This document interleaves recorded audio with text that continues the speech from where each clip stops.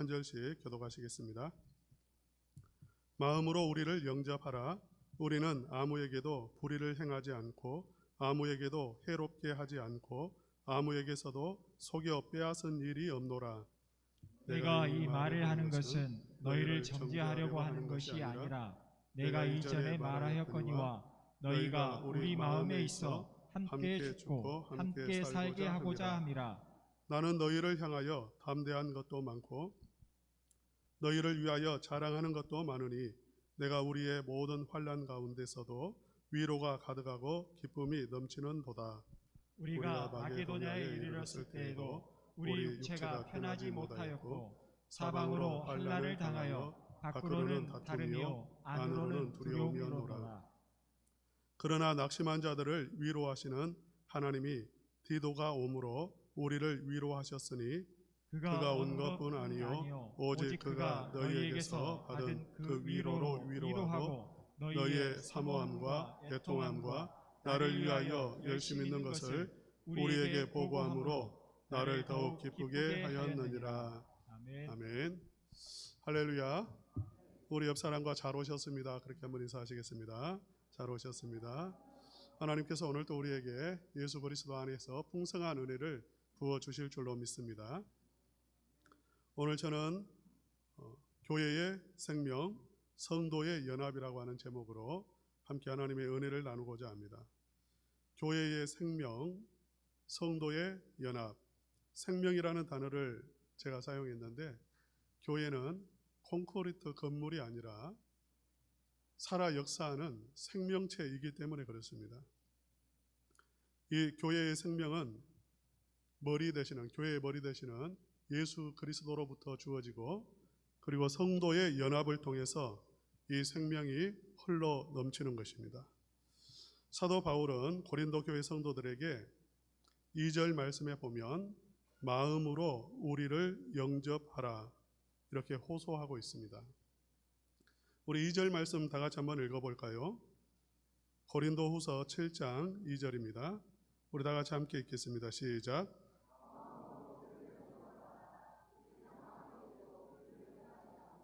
아무에게도 해롭게 하지 않고 아무에게서도 속여 빼앗은 일이 없노라.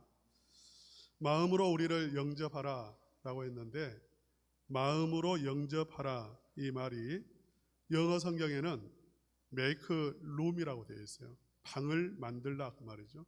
너희의 마음속에 룸을 만들어라 이렇게 번역이 되어 있어요.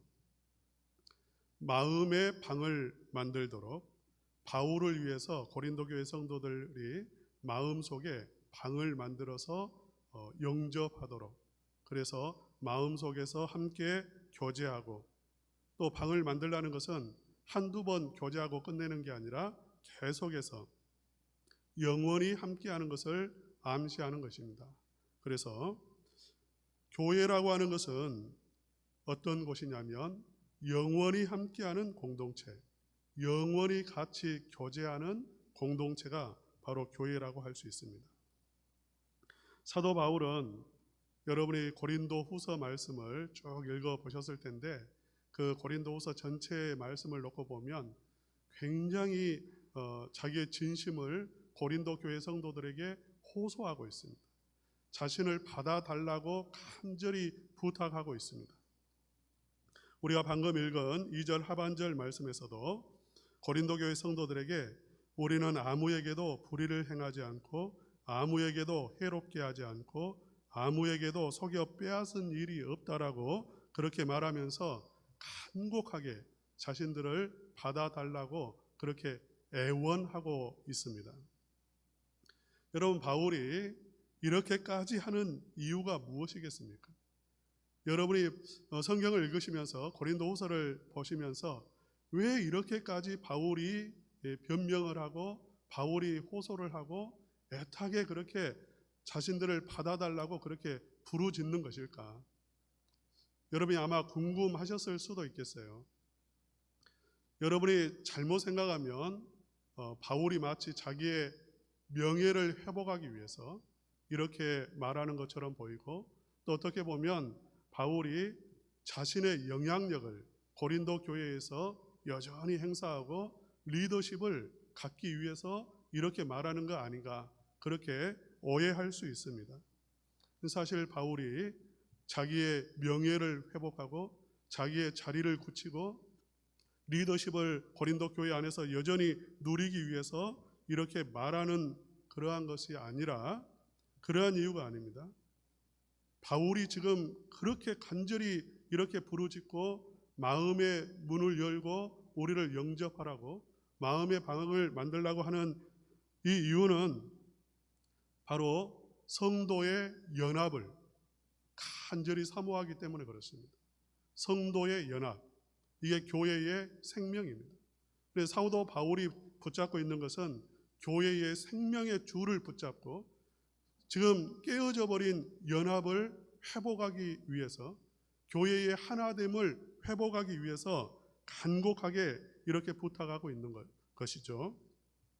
우리 3절 말씀도 다 같이 함께 읽겠습니다. 3절, 내가 이 말을 하는 것은 너희를 정죄하려고 하는 것이 아니라 내가 이전에 말하였거니와 너희가 우리 마음에 있어 함께 죽고 함께 살게 하고자 함이라. 사도 바울은 고린도 교회 성도들이 자기의 마음 속에 있다라고 고백합니다. 사도 바울이 고린도 교회 성도들에게 우리를 위한 마음의 방을 준비하라고 말을 하기 이전에 사도 바울의 마음 속에는 누가 있냐면 고린도 교회 성도들이 있습니다. 어느 정도로 고린도 교회 성도들을 사랑하고 있냐면 함께 살고 함께 죽고자 하는, 이게 무슨 말이겠어요? 정말 영원히 모든 삶을 함께하고 영원히 같이 하고 싶다는 그러한 고백이에요. 그러한 준비가 되어 있습니다. 사도 바울은 고린도 교회 성도들 한 사람 한 사람을 귀하게 바라보고 있고 정말 사랑하고 있고 마음속에 품고 있습니다. 그 한 사람 한 사람이 마음속에 들어가 있습니다. 그들과 함께 살기를 원하고 죽어도 그들과 함께 죽기를 원하는 마음이 있습니다. 이걸 뭐라고 말하냐면 교회라고 말한다는 것입니다. 성도가 성도를 바라보는 시선입니다. 성도의 마음속에는 누가 있어야 되냐면 예수님이 있어야 당연한 것이지만, 그리고 또 누가 있어야 되냐면 성도님이 마음속에 계셔야 되고요. 영원히 함께하기를 원하는 그 마음이 성도의 정상적인 마음의 상태라는 것입니다. 여러분이 정말 친한 사람이 있을 거예요. 사회생활을 하면서나 아니면 교회 바깥에서나 교회 안에서도 너무나 존경하고 사랑하고 너무나 친하고 그런 사람이 있으면 이런 생각이 듭니다. 은퇴하고 나서도 이분하고 같이 살았으면 좋겠다. 옆에 집을 지어놓고 함께 늙어가고 함께 죽음을 맞이하는, 죽을 때까지 함께하는 그러한 좋은 이웃이 되었으면 좋겠다는 그러한 생각을 가질 때가 있을 것입니다. 성도의 마음이라는 것입니다. 성도가 성도를 바라볼 때에, 교회 안에서 바라볼 때에 그러한 마음이 있어야 한다는 거죠. 사랑하는 우리 성도님들의 마음 속에 우리 장로님이 계시고, 여러분의 마음의 방에 권사님이 계시고 집사님이 계시고, 또 여러분의 마음 속에 성도님 한 사람 한 사람의 마음의 방이 준비되어 있기를 주님의 이름으로 축복합니다.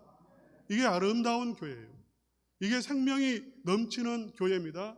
하나님이 세우신 건강한 교회입니다. 사도 바울이 정말 포기하지 않는 거예요. 지금 자기의 마음을 너무 아프게 했습니다. 속상하게 했습니다. 정말 인간적으로 볼 때는 이 문제 때문에, 깨어진 이 관계 때문에 너무나 괴로워했습니다. 그럼에도 불구하고, 자신을 배신한 사람임에도 불구하고 사도 바울은 이 연합을 끝까지 놓지 않고 붙잡고 있는 것이고요. 사도 바울의 마음속에는 여전히 고린도 교회 성도들이 마음속에 들어가 있는 거죠. 사실 고린도 후서의 말씀은 이 관계가 깨어진 다음에 다시 디도가 방문을 하고 또 돌아오고, 그 과정 속에서 아직 고린도 교회를 바울이 방문하지는 않았지만 그 관계는 회복이 됐습니다. 그러니까 심정적으로 회복이 된 그러한 상태에서 고린도후서를 쓴 것입니다. 오늘 본문에 회복된 다음에 이 관계가 아직 찾아가서 서로 만나지 않았지만 관계가 회복된 그러한 다음에 바울의 고백이 4절에 나와 있어요. 우리 고린도후서 7장 4절 말씀 다 같이 함께 읽겠습니다.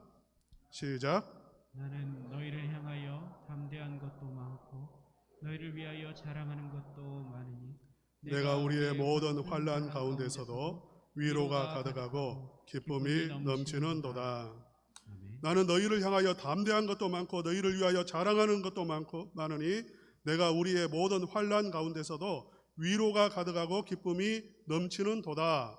이렇게 말을 했는데 우리말 성경에서 이렇게 보면 지금 바울의 그 심경이 잘 느껴지지는 않습니다. 그런데 영어 성경에는 좀 더 느낌이 나게 표현이 되어 있어요. 그레이트라고 하는 단어 있죠. 그레이트라고 하는 단어가 3번이 반복이 되었습니다. 엄청나다는 거잖아요. 거대하다는 것입니다. 그러니까 사도 바울은 고린도 교회 성도들과의 관계가 회복됨으로 인해서 그 고린도 교회 성도들로부터 주어지는 그 큰 확신과 자랑과 자부심과 기쁨과 그것이 거대하게 마음속에 흘러 넘치고 있다라고 고백하고 있는 것이고요. 기쁨이 한이 없다라는 그러한 표현을 했습니다. 관계가 회복되어짐으로 말미암아서 성도와의 연합 속에서 이 놀라운 끊임없이 솟구쳐 오르는 기쁨을 바울이 누리고 있는 것입니다. 7절 말씀에도 보면 그가 온 것뿐 아니라, 여기서 그는 디도를 말하죠. 디도가 온 것뿐 아니라 오직 그가 너희에게서 받은 그 위로로 위로하고 너희의 사모함과 애통함과 나를 위하여 열심 있는 것을 우리에게 보고함으로 나를 더욱 기쁘게 하였느니라. 여기서 나를 더욱 기쁘게 했다 이 말은 내가 지금까지 누렸던 모든 기쁨보다 더 큰 기쁨을 이 성도의 연합을 통해서 깨어진 관계가 회복되어짐을 통해서 누리게 되었다라고 고백하고 있는 것입니다. 그래서 기쁨이라고 하는 단어가 가장 많이 사용되어진 성경이 어디냐면 고린도후서입니다.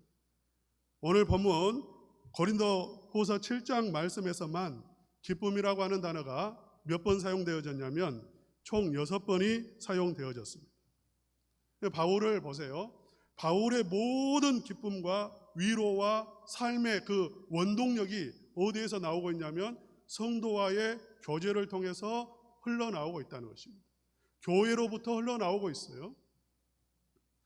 사랑하는 성도 여러분, 여러분의 모든 가장 큰 기쁨, 가장 큰 위로, 여러분의 가장 큰 소망, 그것은 어디로부터 흘러나오냐면 교회로부터 흘러나오게 되어 있습니다.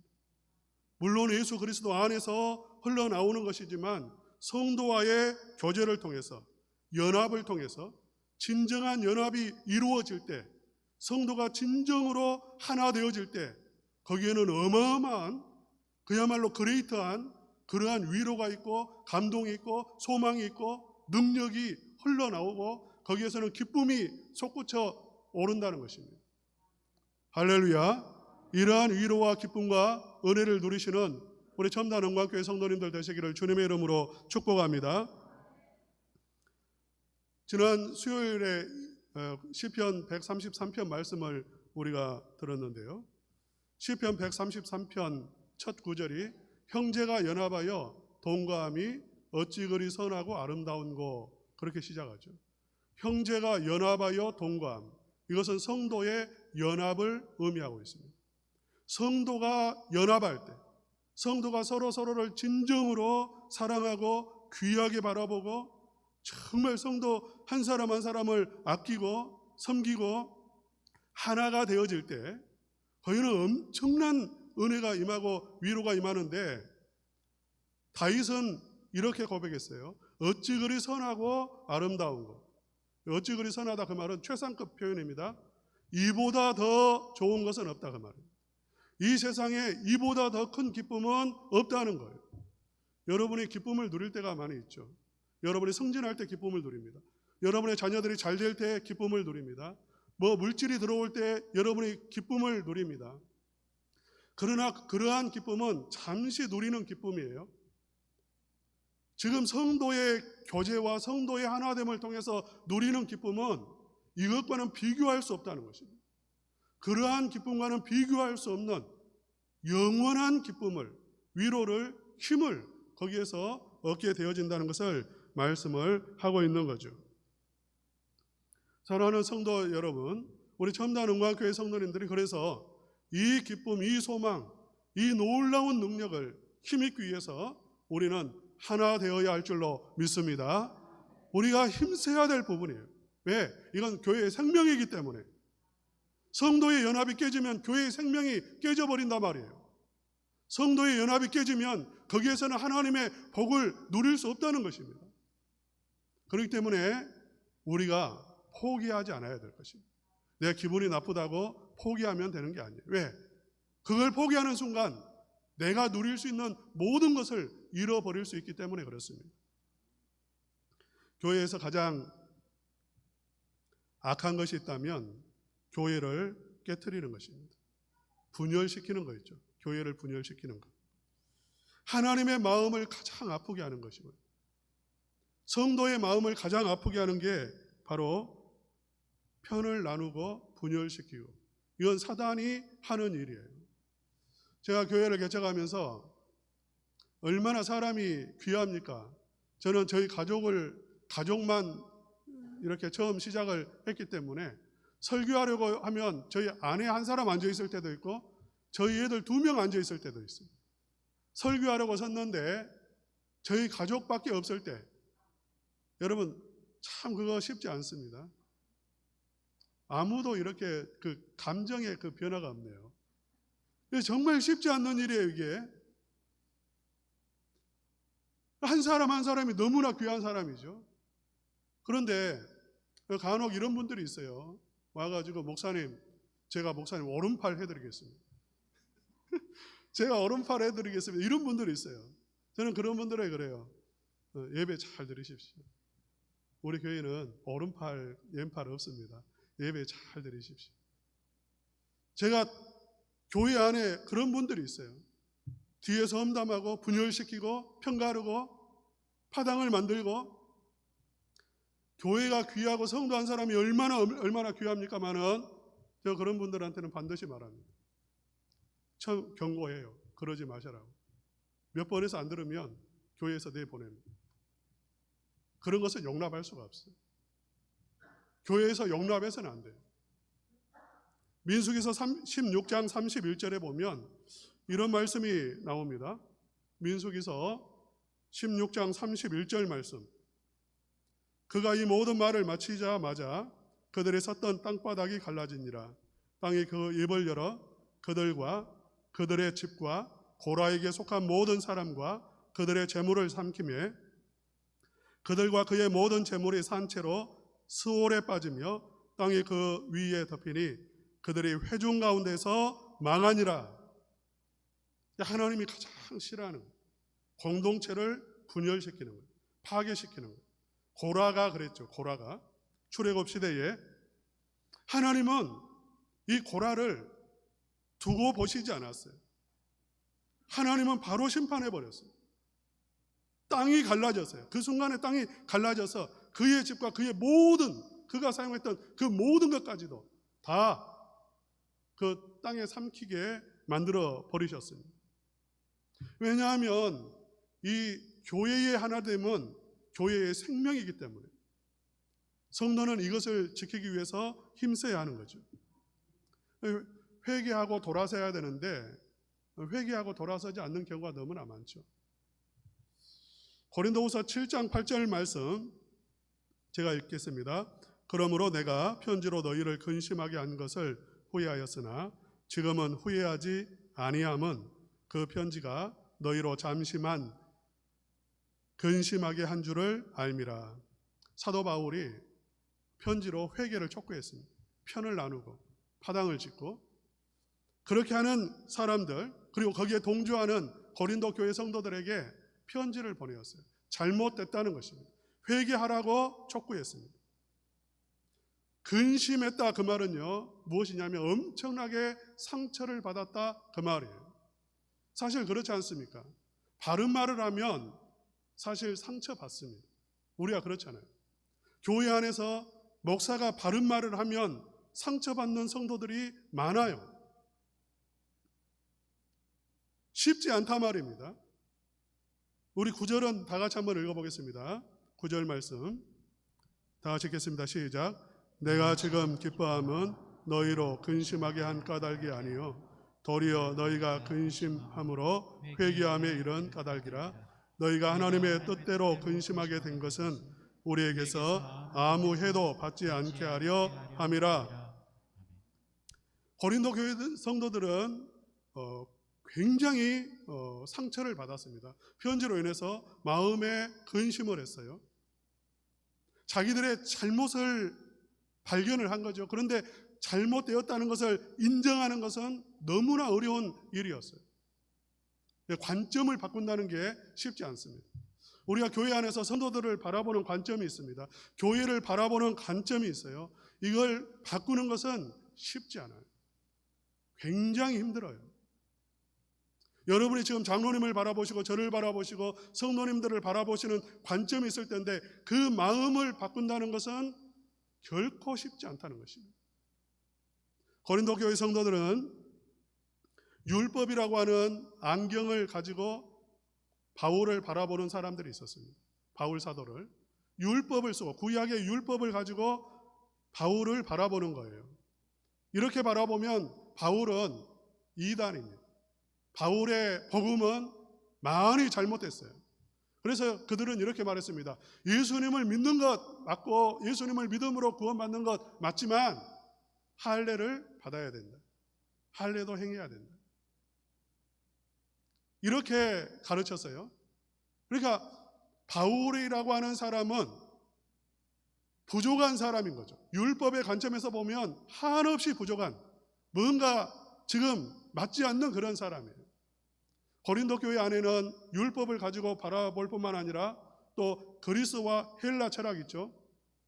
이 당시에는 플라톤 사상이 그리스, 로마, 그 아시아 온 지역을 다 그 조류가 흐르고 있었잖아요. 그러니까 플라톤 사상에 의해서 그 철학을 가지고 바울을 바라보면 그야말로 무식한 사람이에요. 바울이 본래 무식하기 때문에 무식한 건 아닙니다. 복음을 전할 때에 아예 그러한 사상 자체를 언급을 하지 않았기 때문에 마치 모르는 사람처럼 플라톤을 모르고 소크라테스를 모르고 아리스토텔레스를 모르는 그러한 사람처럼 비춰진 거죠. 그러니까 무식한 사람으로, 단순한 사람으로. 그래서 이렇게 말했습니다. 말이 시원치 않다라고. 말이 분명하지 않다라고 그렇게 바울을 바라봤어요.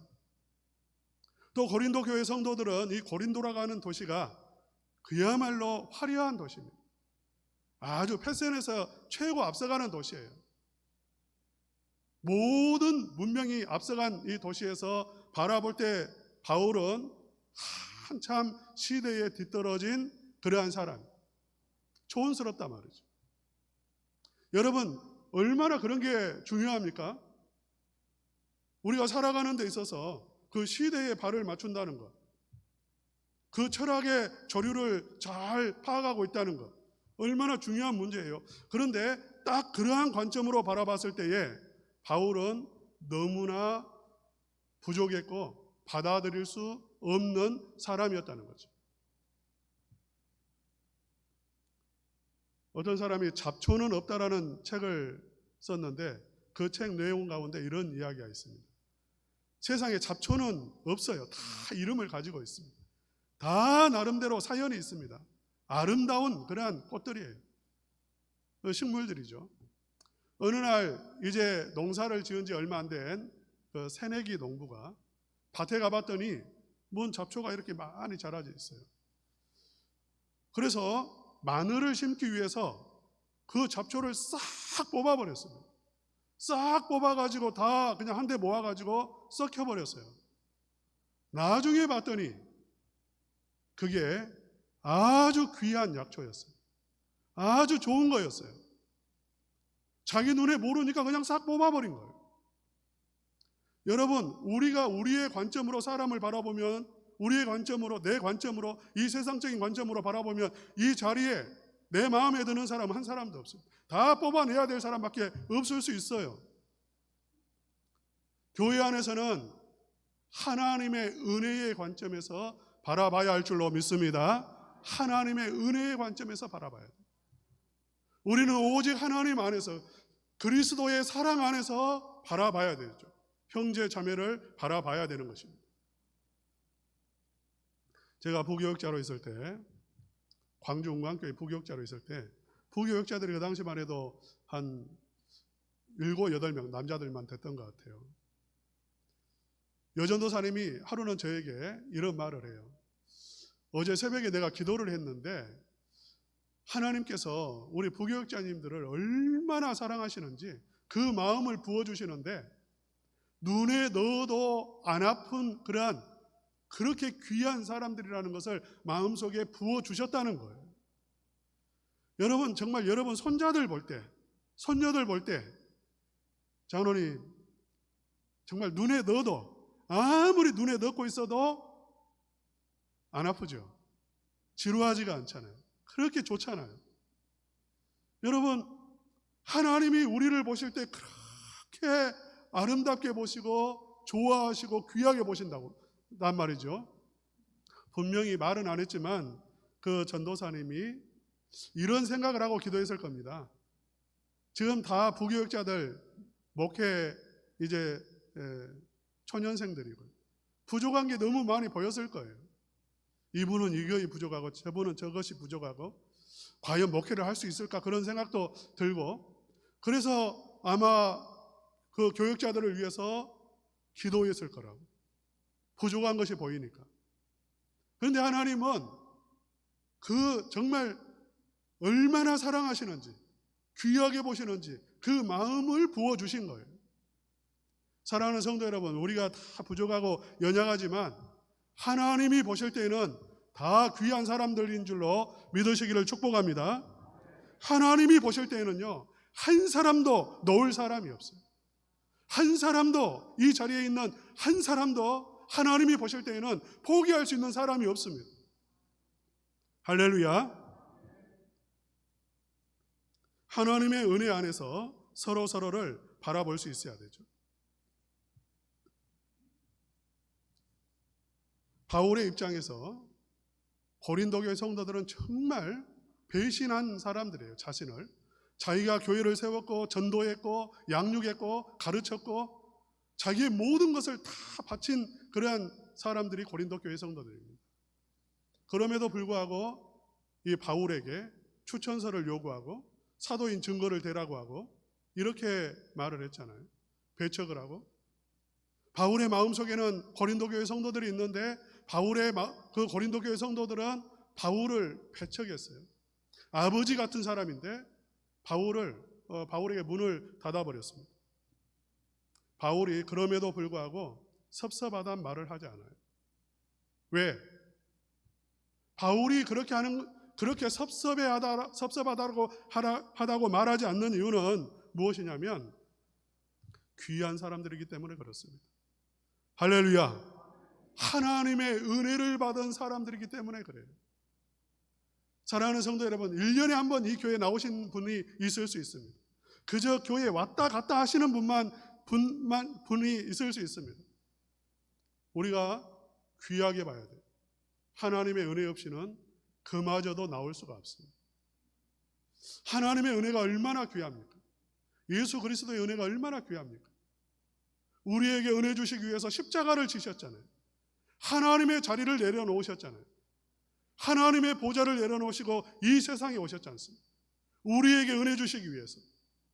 그 귀한 은혜를 받은 사람이 바로 성도들이고 여러분이고 한 사람 한 사람인 것입니다. 우리 옆 사람과 이렇게 한번 인사합시다. 당신은 귀한 사람입니다.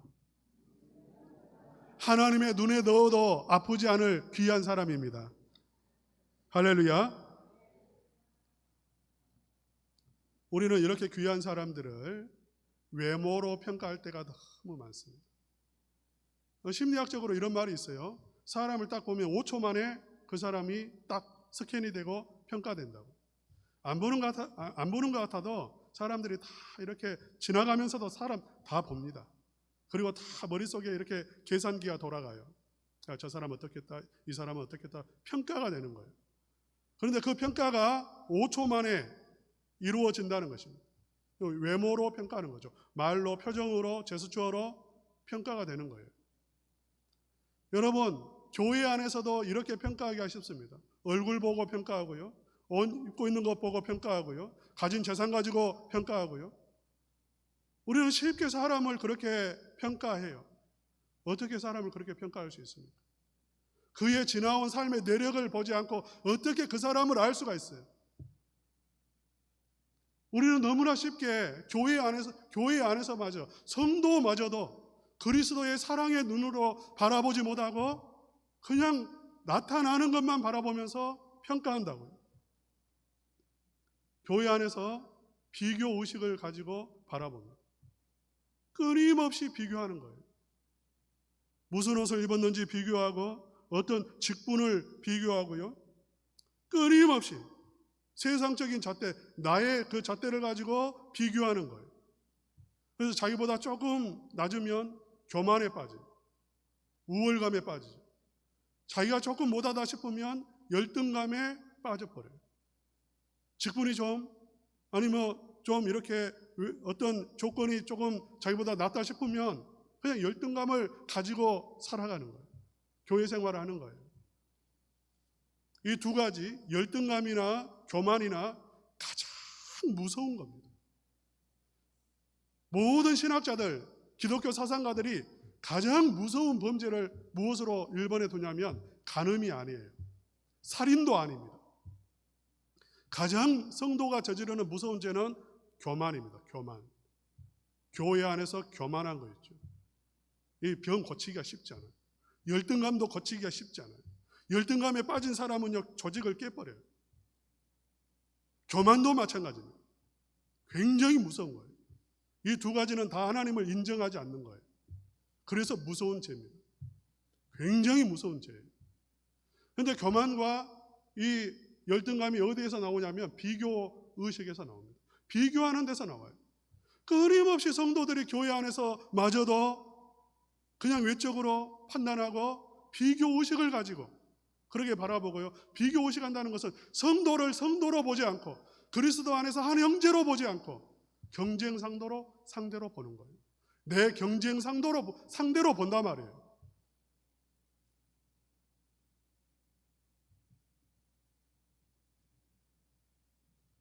교회 안에서도 하나만 더 이야기할게요. 교회 안에서도 우리가 가정 안에서도 그렇고요.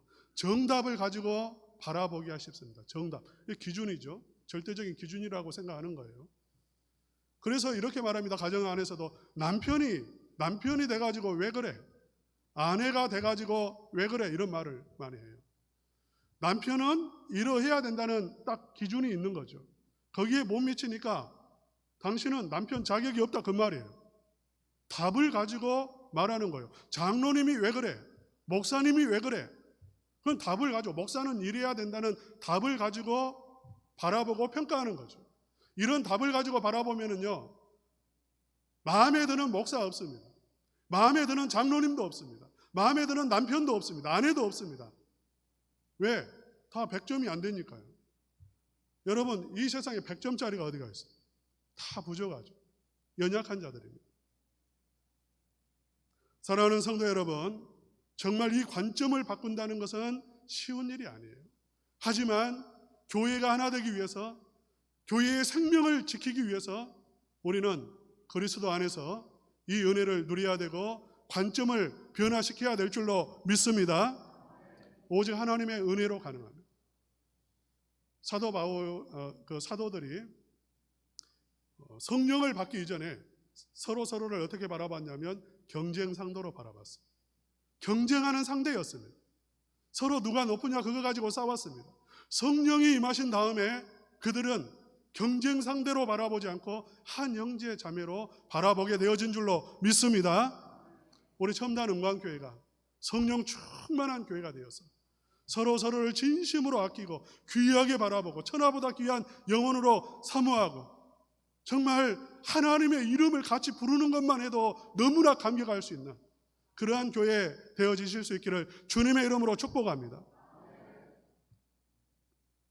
결론을 말씀드리겠습니다.